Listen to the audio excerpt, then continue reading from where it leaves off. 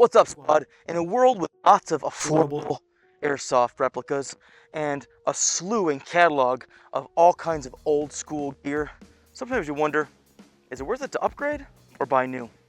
Welcome down the rabbit hole.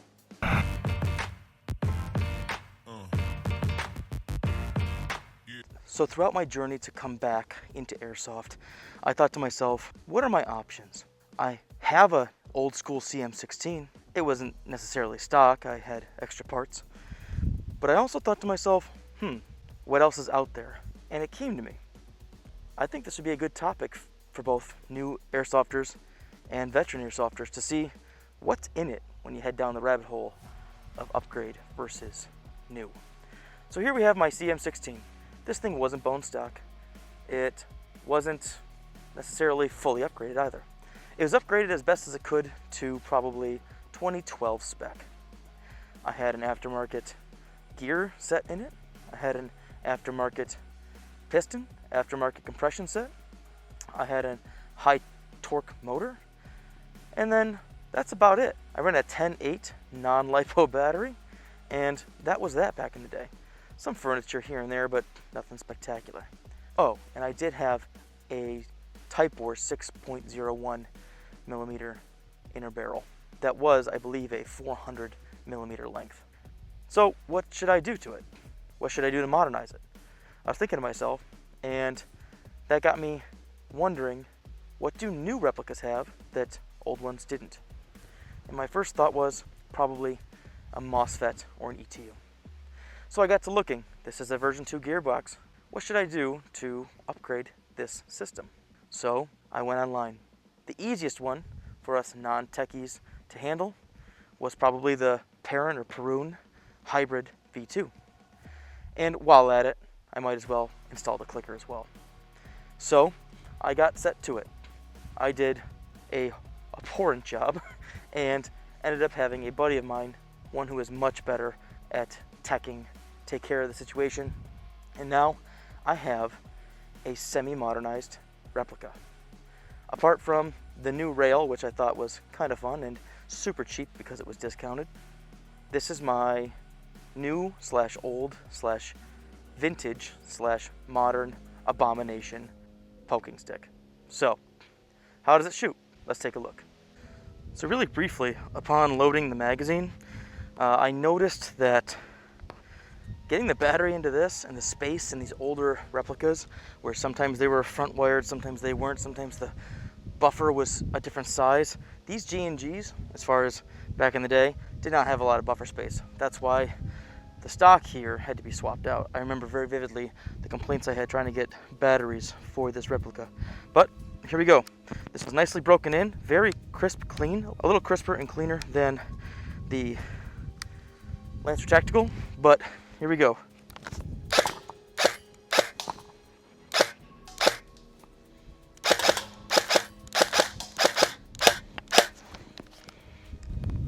So, some notes. The clicker is hecka fun, man. I really enjoy the tactileness of the clicker.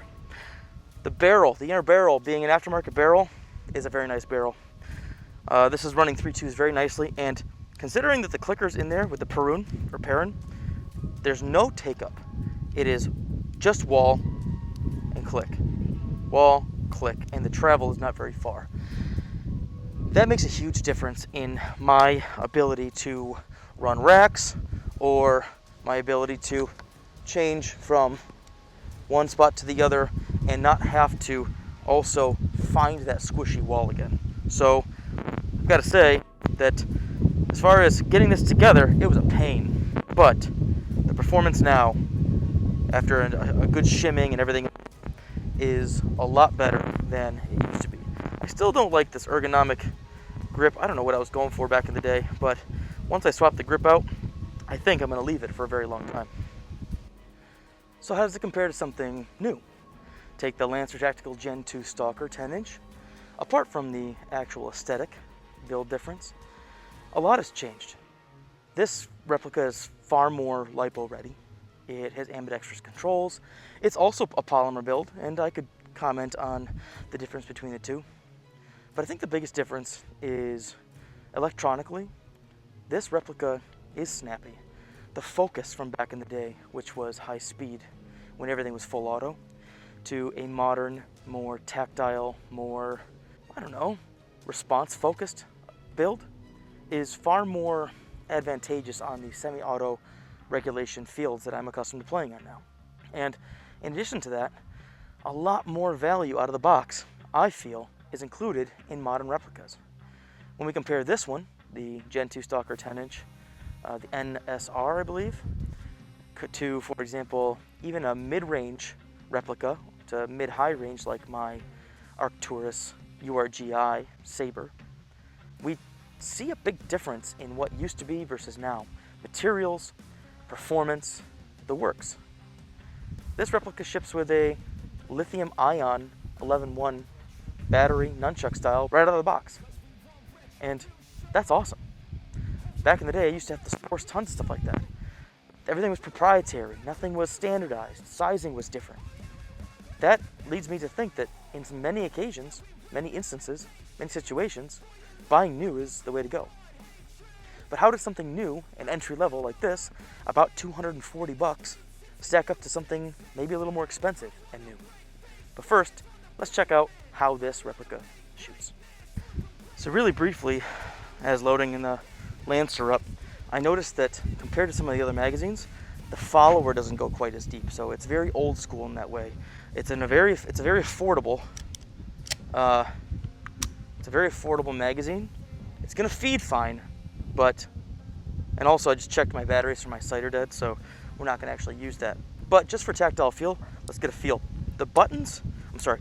The actual tactile feel of the replica feels pretty good.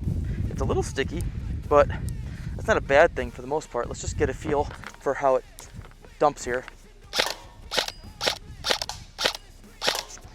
So these are shoes, my typical outdoor.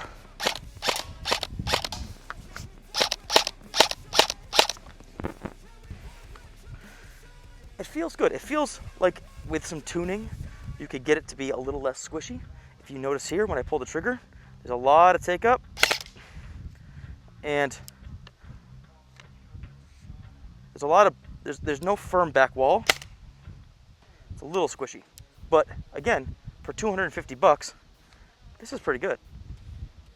So obviously when we're talking about brand to brand, there are obviously going to be differences. And of course with this one, build quality, this is a fully aluminum, or fully metal gun rather. Every part is machined in a way that is tight, the tolerances are good, and it reflects that in its price, which is arguably just under double the price of the Gen 2. So what do you get with that? Well, you get a different ETU, you get a different ergonomic experience, you get a different set of customer service complaints and or promises. So what's better? What do you get?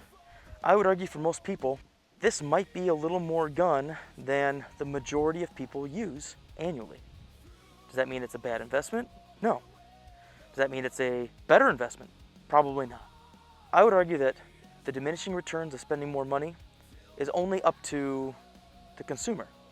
But how does this compare, for example, to the gun I boneyarded into something a little more modern, from something like this that was out of factory, itself unique?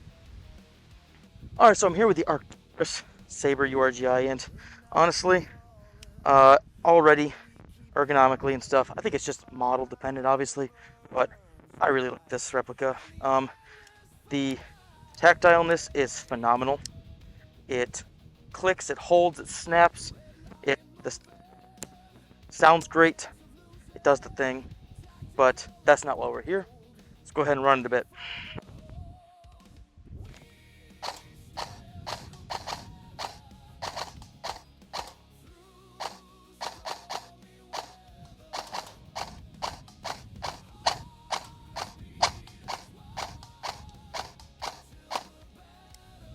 This is so much fun. I genuinely enjoy this replica, and that's why it's my main right now, my main axe, if you will. This stock style is obviously, it's a vibe, but in reality, there's a lot less space than I'd like as far as the size battery I typically like to run. But I just changed my battery after, half the day. This is a really nice replica. It wants to go. Compared to the Lancer in its stock configuration with the programmable ETU, and I haven't really delved into the Lancer yet, but with this ETU and the aluminum build and everything else, it swings nicely. It lets you find spots nicely. I don't know, it just feels like it's supposed to feel. And honestly, I guess it depends on, is it worth $200? So there you have it, my take. Is value in airsoft important? Or does your budget dictate how much fun you can have? I don't seem to think so.